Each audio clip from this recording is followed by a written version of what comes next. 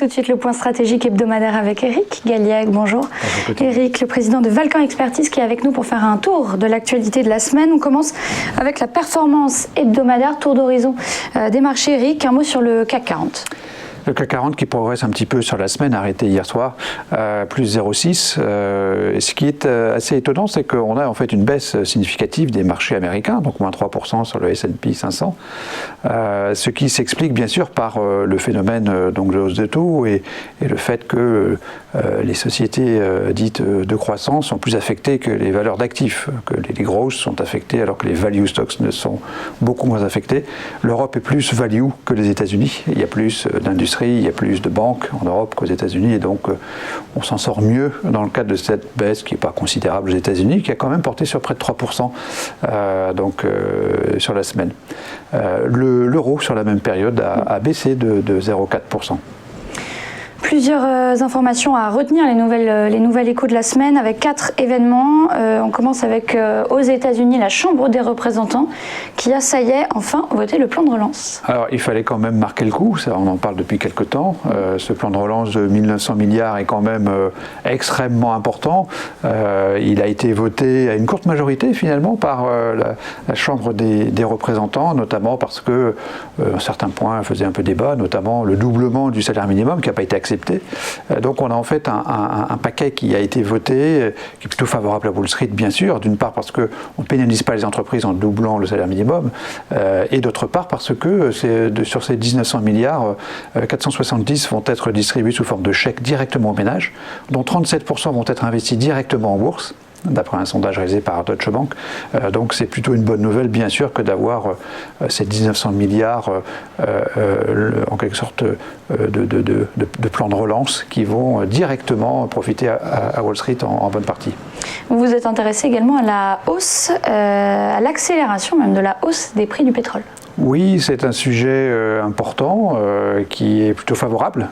Tant que le pétrole ne dépasse pas 80-90 $ le baril, la hausse des cours du pétrole est plutôt un élément favorable. Elle confirme le regain de croissance mondiale puisque la hausse du prix du pétrole correspond aussi à une demande de la part donc, des pays consommateurs. Donc c'est plutôt favorable, même si la hausse ou la toute dernière accélération d'hier de 4% en séance, voire 5%, a été associée à l'annonce donc par l'Arabie Saoudite qu'elle allait maintenir, elle a prolongé sa réduction volontaire de production d'1 million de barils jour, ce qui bien sûr est une bonne nouvelle pour le marché.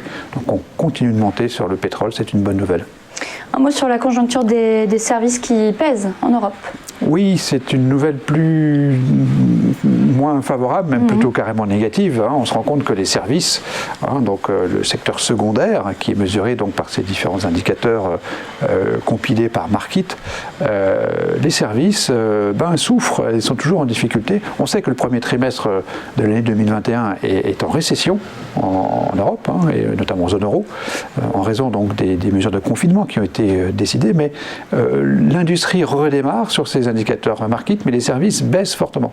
C'est un sujet parce que ce sont les services qui tirent l'économie, c'est en pourcentage du PIB beaucoup plus important que l'industrie depuis très très longtemps, et on se pose la question de savoir si véritablement les services vont pouvoir prendre le relais, notamment en raison de la mutation digitale qui crée finalement une forme de gain de productivité très importante dans les services et pourrait limiter la croissance de ce secteur d'activité.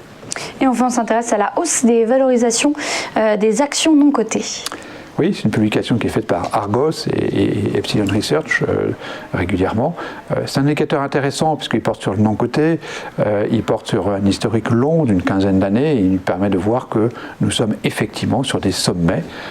Alors aujourd'hui, c'est vrai que tout le monde se moque de l'évaluation, c'est pas un sujet d'une façon générale. On regarde plus ce qui se passe dans les flux, les flux qui dirigent les prix. Mais en termes d'évaluation, on commence à se rendre compte que ça commence à faire beaucoup et que ce pourrait être à terme négatif pour les entreprises, notamment lorsque les entreprises qui ont été rachetées sont obligées en quelque sorte de rembourser la dette d'acquisition. Ça crée un risque nouveau et bien sûr, nous on considère que c'est quelque chose de négatif lorsque les évaluations deviennent trop importantes. Alors comme chaque actualité a reçu une note, synthèse de cette semaine avec une note neutre. Synthèse neutre après le plus 4 de la semaine dernière, qui était très favorable, où on avait salué les avancées dans la sphère réelle, dans l'économie. Ici, on est plutôt neutre, avec une compensation entre 2 points négatifs, que sont donc la conjoncture des services qui pèse en Europe et la hausse des valorisations d'actions compensées donc par 2 points positifs, l'accélération de la hausse des prix du pétrole et l'adoption par la Chambre des représentants du plan de relance de Joe Biden. Et pour finir, Eric, quelle recommandation de Valcan Expertise? Une bourse qui est stable ou qui monte un petit peu, en tout cas sur la base des cours d'hier, je dirais une actualité neutre. On est au-dessus de 5008, ou on était au-dessus de 5008, donc au-dessus de 5008, on est plutôt vendeur. On a plutôt tendance à sous-pondérer les actions. En revanche, entre 5004 et 5008, on est plutôt neutre. Donc comme on repasse en dessous de 5008 ce matin, on est à nouveau investi sur les actions, alors que hier soir, à la clôture, on était en sous-pondération. Donc on est vraiment entre la sous-pondération et l'investissement normal sur les actions aujourd'hui. Merci Eric Gaillac, c'était le point stratégique hebdomadaire à suivre. Dans un instant, on va faire un petit point sur le CAC 40. À tout de suite.